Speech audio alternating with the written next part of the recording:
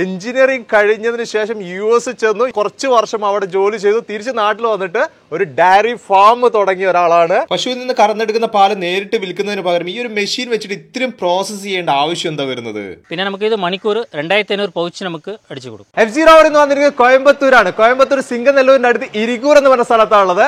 Smart എഞ്ചിനീയറിംഗിലാണ് വന്നിട്ടുള്ളത്. ഇവിടെ ചെയ്യുന്നത് ഡയറി ആൻഡ് ബീവറേജ് എക്യുപ്മെന്റ്സ് ഒക്കെ നിർമ്മിക്കുന്ന ഒരു വലിയൊരു കമ്പനി. നമ്മുടെ നാട്ടിലൊക്കെ നമ്മൾ ഒത്തിരി ആളുകൾ പശുവിനൊക്കെ വളർത്തുന്നുണ്ടല്ലേ? ആ പശുവിനെ വളർത്തി നമ്മൾ ആ പാല് നമ്മൾ മറ്റുള്ളവർക്ക് കൊടുക്കുകയാണ് ചെയ്യുന്നത്. എന്നാൽ നമുക്ക് സ്വന്തമായിട്ട് ഒരു നല്ലൊരു യൂണിറ്റ് തുടങ്ങാൻ, അത് പ്രോസസ് ചെയ്യാനും അതേപോലെ പാക്ക് ചെയ്യാനും ഒക്കെയുള്ള ഒരു യൂണിറ്റ് തുടങ്ങാനുള്ള മെഷീൻസ് ഒക്കെയാണ് ഇവിടെ ചെയ്തുകൊണ്ടിരിക്കുന്നത്. അതും ചെറുതും വലുതുമായിട്ടുള്ള എല്ലാ രീതിയിലുള്ള മെഷീൻസ് ഇവിടെ ഉണ്ടാക്കുന്നുണ്ട് കേട്ടോ. ഇത് മാത്രമല്ല ഐസ്ക്രീം നിർമ്മിക്കാനുള്ള മെഷീൻസ്, തൈര്, വെണ്ണ, പനീർ ഒക്കെ ചെയ്യാനുള്ള മെഷീൻസ് ചെയ്യുന്ന ഒരു കമ്പനിയാണ് സ്മാർട്ട് എഞ്ചിനീയേഴ്സ് എന്ന് പറയുന്നത്. എങ്ങനെയാണ്, എത്രമാത്രം ശ്രദ്ധ കൊടുക്കുന്നത് ഒക്കെ നമുക്ക് അറിയാറുണ്ട്. നേരെ സ്മാർട്ടിന്റെ വിശേഷങ്ങളിലേക്ക്. സ്മാർട്ട് എഞ്ചിനീയറിംഗ് കമ്പനിയിലെ സെയിൽസ് കൈകാര്യം ചെയ്യുന്ന ജയശ്രീയാണ് ഇപ്പൊ എന്റെ കൂടെ ഉള്ളത്. ജയശ്രീ, ഇവിടെ നിങ്ങൾ ഒത്തിരി മെഷീൻസ് നിങ്ങളിവിടെ ചെയ്തുകൊണ്ടിരിക്കുന്നുണ്ട്. അപ്പൊ ഈ ഒരു മെഷീൻസ് ഒക്കെ ചെയ്യുമ്പോൾ നമ്മൾ ഓരോ മെറ്റീരിയലിനും അതിന്റെ ക്വാളിറ്റി ഒക്കെ നമ്മൾ ശ്രദ്ധിക്കേണ്ട കാര്യങ്ങളുണ്ട്. നിങ്ങൾ ആദ്യം മുതലുള്ള കാര്യങ്ങൾ എത്രമാത്രം ശ്രദ്ധ കൊടുത്തിട്ടാണ് നിങ്ങൾ ഈ മെറ്റീരിയൽ അല്ലെങ്കിൽ മെഷീൻസ് ഒക്കെ ചെയ്തെടുക്കുന്നത്? നമ്മൾ ചെയ്യുന്നത് ഫുഡ് ഇൻഡസ്ട്രിയാണ്. അപ്പോൾ വരുമ്പോൾ തന്നെ മെറ്റീരിയൽസ് മേടിക്കുമ്പോൾ തന്നെ QC ചെക്ക് ചെയ്യുന്നുണ്ട്. അതിൻ്റെ മെറ്റീരിയൽസ് 304 ആണ് നമ്മൾ യൂസ് ചെയ്യുന്നത്. അപ്പോൾ അത് ചെക്ക് ചെയ്തിട്ട് വരും ആദ്യം.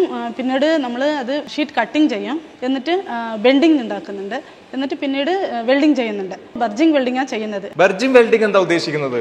ബർജിങ് വെൽഡിംഗ് എന്ന് പറയുന്നത് ഗ്യാസ് വെൽഡിംഗ് ആണിത്. സാധാ വെൽഡിംഗ് ആണെന്ന് വെച്ചാൽ അവിടെ പാല് തങ്ങി നിൽക്കും. പാല് ഇൻഡസ്ട്രി ആകുമ്പോൾ പാല് തങ്ങി നിൽക്കാൻ പാടില്ലല്ലോ, ഈ വെൽഡ് ചെയ്തതിന്റെ ഉൾവശത്ത്. അപ്പോൾ ഈ ബർജിങ് വെൽഡിംഗ് ആകുമ്പോൾ പാല് ഒഴുകി പോകാനുള്ള കറക്റ്റ് ആയിട്ട് ഉണ്ടാവുള്ളൂ. ഇവിടെ നിങ്ങൾ ചെയ്തെടുക്കുന്ന ഈ മെഷീൻസ് ഒക്കെ ഉണ്ടല്ലോ, എന്തൊക്കെ ആവശ്യത്തിനുള്ളതാണ് വരുന്നത്? നമ്മളിവിടെ ചെയ്യുന്നത് പാലും പിന്നെ ഐസ്ക്രീം, ജ്യൂസ്, ഇത് മെയിനായി ചെയ്യുന്നുണ്ട്. പിന്നെ പാലിന്റെ ബൈ പ്രോഡക്ട്സ് ആയിട്ട് നെയ്യ്, പിന്നെ പന്നീർ, കേട്, അതല്ലാതെ ചീസ്, ബേഡ, ഇതിൽ വരുന്നുള്ള മെഷീന് മാനുഫാക്ചറിങ് ചെയ്യാം. ഇതൊക്കെ ചെയ്യാനുള്ള മെഷീൻസ് എല്ലാം നിങ്ങളിവിടെ ചെയ്യും. അതെ അതെ അതെ. മെഷീൻസിന്റെ പ്രൊഡക്ഷൻ മാത്രം കണ്ടാൽ പോരല്ലോ, ഇത് എങ്ങനെയാണ് ഇതിന്റെ പ്രവർത്തനം, ആ കാര്യങ്ങളൊക്കെ നമുക്ക് കാണണല്ലോ. അതിനു വേണ്ടിയിട്ട് ഇപ്പൊ ഞാൻ വന്നിരിക്കുന്നത് B12 ഡയറി ഫാമിലാണ് വന്നിട്ടുള്ളത്. ഇപ്പൊ എന്റെ കൂടെ ഉള്ളത് ഡയറി ഫാമിന്റെ ഓണർ ആയിട്ടുള്ള വരുണാണ്. എഞ്ചിനീയറിംഗ് കഴിഞ്ഞതിന് ശേഷം US ചെന്നു. US നിന്ന് അവിടുന്ന് കുറച്ച് വർഷം അവിടെ ജോലി ചെയ്തു തിരിച്ച് നാട്ടിൽ വന്നിട്ട് ഒരു ഡയറി ഫാം തുടങ്ങിയ ഒരാളാണ് വരുണ്. ഇത് ഈ ഒരു ഫാം എങ്ങനെയാണ് ഇത് പ്രവർത്തിക്കുന്നത്, അല്ലെങ്കിൽ ഇത് എങ്ങനെയാണ് ഇതിന്റെ പ്രോസസ് നടക്കുന്നത്, ഒക്കെ കാര്യങ്ങൾ കാണാൻ പോവാണ്. അതിന്റെ വിശദമായിട്ടുള്ള കാര്യങ്ങളൊക്കെ നമ്മളോട് സംസാരിക്കാൻ വേണ്ടിയിട്ട് കമ്പനിയുടെ സ്മാർട്ട് കമ്പനിയുടെ സെയിൽസ് ഹെഡ് ആയിട്ടുള്ള രാജ ഇപ്പൊ കൂടെ ഉണ്ട്. രാജയാണ് ഇപ്പൊ എല്ലാ കാര്യങ്ങളും നമുക്ക് വിശദീകരിച്ചു തരാൻ പോകുന്നത്. അതിന്റെ പ്രോസസ്സിംഗിലേക്ക് നമുക്ക് കിടക്കാം അല്ലേ? B12 ഡയറി ഫാമിൽ 2 ഫാമുണ്ട്. ആ 2 ഫാമിൽ മൊത്തം 80 പശുക്കളുണ്ട്. മൊത്തം 80 പശുക്കളിൽ നമ്മ മാനുവലായിട്ടും പിന്നെ നമുക്ക് മെഷീൻ കൊണ്ടും പാല് കറക്കാം. കറന്ന പിന്നെ நம்ம സ്മാർട്ട് എഞ്ചിനീയറിംഗിൽ തന്നെ ഒരു മിൽക്ക് പ്രോസസ്സിംഗ് യൂണിറ്റ്, ചെറിയ യൂണിറ്റ് ഇവിടെ ഉണ്ട്. ആ യൂണിറ്റിൽ നമുക്ക് ഫസ്റ്റ് മിൽക്ക് ചെക്ക് ചെയ്യണം. മിൽക്ക് അനലൈസറിൽ മിൽക്ക് ക്വാളിറ്റി ചെക്ക് ചെയ്ത് കഴിഞ്ഞ പിന്നെ ആദ്യം ഇവിടെ കൊണ്ടുവന്നതിന് ശേഷം ഇതൊരു ചെക്കിംഗ് ഉണ്ട്, ക്വാളിറ്റി ചെക്കിംഗ് ഉണ്ട്. ചെക്കിംഗ് കഴിഞ്ഞ പിന്നെ ഇവിടെ നമുക്ക് കളക്ഷൻ ടാങ്ക്, ദം ടാങ്ക് ഉണ്ടാവും.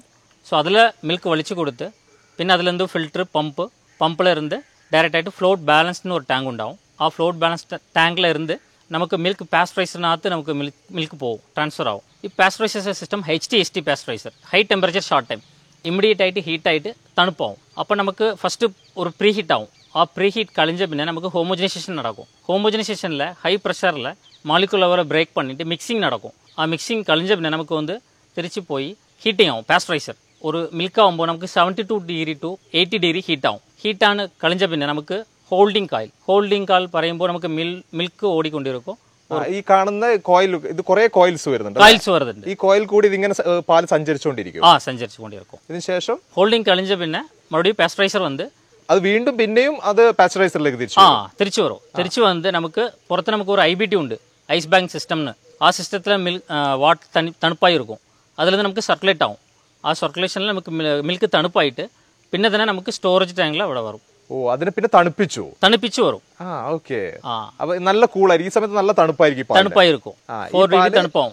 ഈ പാല് പിന്നെ നേരെ വരുന്നത് സ്റ്റോറേജ് ടാങ്കിനകത്ത് വരും. ഒരു വലിയൊരു ടാങ്ക്. ഇത് എത്ര കപ്പാസിറ്റിയാണ് ഈ ഒരു ടാങ്ക്? ഇത് 500 ലിറ്റർ. 500 ലിറ്റർ കപ്പാസിറ്റി ഉള്ള ടാങ്ക്. ഈ ടാങ്കിൽ നിന്ന് നമുക്ക് പമ്പിൽ ട്രാൻസ്ഫർ ആയി പാക്കിംഗ് മെഷീൻ വരും. ഇത് പാക്ക് ചെയ്യാൻ പോവാണ്. ഈ പാക്കിംഗ് മെഷീനിൽ നമുക്ക് സെറ്റ് ചെയ്യണം. നമുക്ക് 200 ml വേണം, അല്ലെങ്കിൽ 500, അല്ലെങ്കിൽ നമുക്ക് 1 ലിറ്റർ, അതെല്ലാം സെറ്റ് ചെയ്ത് നമുക്ക് റോൾ ചേഞ്ച് ചെയ്ത് നമുക്ക് ഇമ്മീഡിയറ്റ് ആയിട്ട് പാക്കിംഗ് ആയിട്ട് വരും. ഈ പാക്കിംഗ് മെഷീൻ നിങ്ങളുടെ സ്മാർട്ടിന്റെ കമ്പനിയാണ്. പിന്നെ നമുക്ക് ഇത് മണിക്കൂർ 2500 പൗച്ച് നമുക്ക് അടിച്ചു കൊടുക്കും. ഒരു മണിക്കൂർ. അപ്പൊ ഇത് ആദ്യം നമ്മൾ ഒരു ഭാഗത്തേക്ക് പാല് കൊടുക്കുന്നു, ഈ പ്രോസസ് ഒക്കെ കഴിയുന്നു, നേരെ ഈ പാക്കിംഗ് മെഷീനിലേക്ക് വരുന്നു, പാക്ക് ചെയ്യുന്നു. അതിന്റെ ഇടയിൽ നമ്മൾ ആരും തൊടേണ്ട ഒന്നും ആവശ്യമൊന്നും വരില്ല. മാനുവലായിട്ട് നമ്മൾ വേറൊന്നും ചെയ്യേണ്ട ആവശ്യമില്ല. ഞാൻ വേറൊരു കാര്യം ഞാൻ ചോദിക്കട്ടെ, ഇത് ഇങ്ങനെയൊക്കെ ചെയ്തെടുക്കുന്നതിന്റെ ഇടയിൽ എന്തിനാണ് ഇങ്ങനെ ഒരു പ്രോസസ്സ് വരുന്നത്? സാധാരണ രീതിയിൽ നമ്മൾ പശുവിന്റെ അടുത്ത് പാല് കറന്നെടുക്കുന്നു, നമുക്കത് സെയിൽ ചെയ്താൽ മതിയല്ലോ.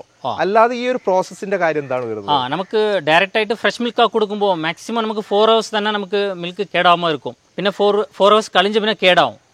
സാധാരണ രീതിയിൽ നമ്മൾ കൊടുക്കുമ്പോൾ 4 മണിക്കൂറേ മിൽക്ക് നിൽക്കും. ഓക്കെ. ഇങ്ങനെ ചെയ്തെടുക്കുമ്പോഴോ ഇത് ചെയ്യുമ്പോൾ നമുക്ക് ഒരു 3 days നമുക്ക് ഷെൽഫ് ലൈഫ് ഉണ്ടാവും. പിന്നെ നമുക്ക് കറക്റ്റ് ആയിട്ടുള്ള ഫാറ്റ് SNF കിട്ടും. ഗവൺമെന്റ് സ്റ്റാൻഡർഡൈസ് നാംസ് ഉണ്ടല്ലോ, സോ നമുക്ക് സ്റ്റാൻഡർഡൈസ് ആയിരുന്ന ഫാറ്റ് SNF കിട്ടും. നമുക്ക് ഈ മെഷീൻ തന്നെ തൈരും ചെയ്യാൻ പറ്റും. നമുക്ക് സെയിം പ്രോസസ്സാണ്.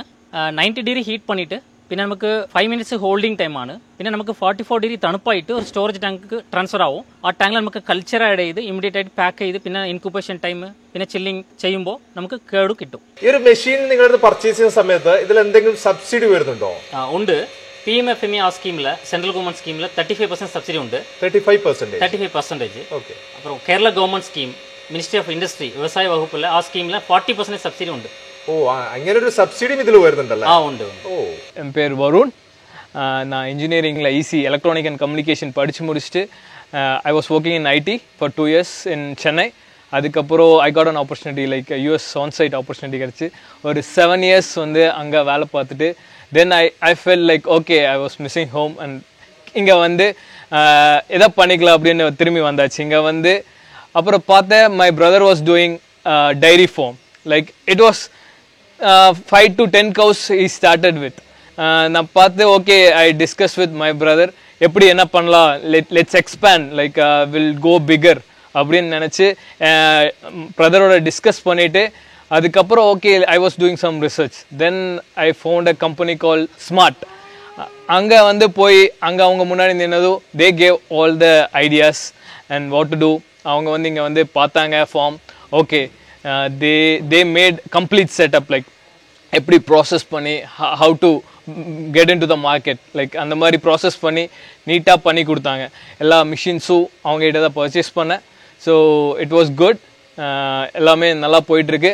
I started with 50 liters. Now it's almost 600 liters we test. நல்லா டைரி எல்லாம் போயிட்டுருக்கு. எல்லாமே எல்லா equipments everything is good. Smart engineering കമ്പനിയുടെ മാനേജിംഗ് ഡയറക്ടർ ഭാഗ്യരാജ് സാർ ഇപ്പോൾ ഉള്ളത്. ഈ ഒരു കമ്പനി സ്റ്റാർട്ട് ചെയ്തിട്ട് എത്ര വർഷമായി? നമ്മുടെ കമ്പനി 2004 സ്റ്റാർട്ട് ചെയ്തത്. ആദ്യമേ നമ്മൾ സ്പെയർസും പിന്നെ സർവീസും മാത്രം ചെയ്തിട്ടുണ്ടായിരുന്നു, ഡെയിലി എക്യുപ്മെന്റിന്റെ സർവീസ് സ്പെയർസ്. പിന്നെ ഒരു 5 years നമുക്ക് കംപ്ലീറ്റ് അബ്സർവ് ചെയ്ത് ഈ സ്പെയർസ് പിന്നെ ബാക്കിയുള്ള മെഷീൻസിന് കോമ്പണൻസ് കുറിച്ച് നല്ല എക്സ്പീരിയൻസ് ഗെയിൻ ചെയ്ത പിന്നെ ഇൻഡിവിജ്വൽ ആയിട്ട് മെഷീനറീസ് മാനുഫാക്ചറിങ് സ്റ്റാർട്ട് ചെയ്തത്. പിന്നെ ഇപ്പം റീസെൻ്റ് ആയിട്ട് ഒരു 7 years ആയിട്ട് കംപ്ലീറ്റ് ടേൺ കീ പ്രോജക്റ്റ് ആയിട്ട് നമ്മൾ ചെയ്യുന്നുണ്ട്. ഇവിടെ ഇപ്പം ചെയ്തുകൊണ്ടിരിക്കുന്നത് ഒത്തിരി മെഷീൻസ് നിങ്ങളോട് ചെയ്യുന്നത്, അത് എവിടെയൊക്കെയാണ് നിങ്ങൾ മാർക്കറ്റ് ചെയ്തുകൊണ്ടിരിക്കുന്നത്? നമുക്ക് ആൾ ഓവർ ഇന്ത്യ സപ്ലൈ ഉണ്ട്.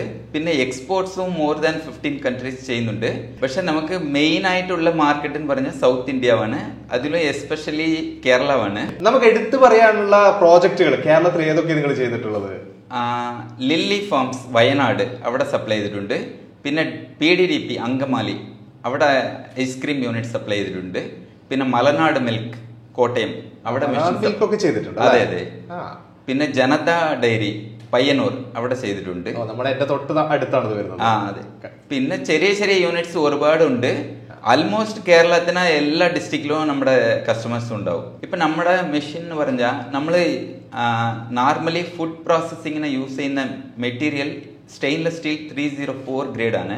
നമ്മൾ അതിൻ്റെ താഴെയുള്ള ഗ്രേഡ് ഏതും യൂസ് ചെയ്യുന്നില്ല. പിന്നെ നമുക്ക് സെപ്പറേറ്റ് ആയിട്ട് ഒരു സർവീസ് ടീമുണ്ട്, 4 ആൾക്കാർ. അപ്പം നിങ്ങൾ നമുക്ക് കംപ്ലൈൻറ്റ് ബുക്ക് ചെയ്ത് കഴിഞ്ഞാൽ വിത്തിൻ 24 hours നിങ്ങൾക്ക് പ്രോബ്ലം റെക്ടിഫൈ ചെയ്ത് കൊടുക്കും. അപ്പൊ അത്രമാത്രം നിങ്ങൾ സർവീസിന്റെ കാര്യത്തിൽ ഒരു ശ്രദ്ധ നിങ്ങൾ കൊടുക്കുന്നുണ്ടല്ലേ? അതെ അതെ. നമുക്ക് സർവീസിന് സെപ്പറേറ്റ് ആയിട്ട് ഒരു ഡിപ്പാർട്ട്മെന്റ് ഉണ്ട്. സർവീസ് മാനേജർ ഒരാൾക്കാരുണ്ട്, പിന്നെ സർവീസ് എഞ്ചിനീയേഴ്സ് 3 ആൾക്കാരുണ്ട്. അവർ എപ്പോഴും റൗണ്ട്സിലാണ് ഉണ്ടാവും. അപ്പം നിങ്ങൾ ജസ്റ്റ് വിളിച്ച് പറഞ്ഞാൽ അപ്പം തന്നെ ഒരു കംപ്ലൈൻറ്റ് ബുക്ക് ചെയ്യും. നിങ്ങൾ അപ്പം തന്നെ ഒരു SMS നിങ്ങൾക്ക് കിട്ടും, ഇങ്ങനെ ഒരു കംപ്ലൈൻറ്റ് നിങ്ങൾ ബുക്ക് ചെയ്തിട്ടുണ്ടെന്ന്. അതുപോലെ തന്നെ നമ്മുടെ സർവീസ് എഞ്ചിനീയർക്കും അങ്ങനെ ഒരു അലേർട്ട് പോകും. അപ്പം തന്നെ അവർ നിങ്ങൾ റെസ്പോണ്ട് ചെയ്യും. എത്രയാണ് സ്മാർട്ട് എഞ്ചിനീയേഴ്സിന്റെ മെഷീന്റെ വിശേഷങ്ങൾ. ഒരു മെഷീൻ തന്നെ വെച്ചിട്ട് പാല് പ്രോസസ് ചെയ്യാനും തൈര് പ്രോസസ് ചെയ്യാനും ഒക്കെയുള്ള കാര്യങ്ങളാണ് ഈ ഒരു മെഷീനിൽ ചെയ്തുകൊണ്ടിരിക്കുന്നത്.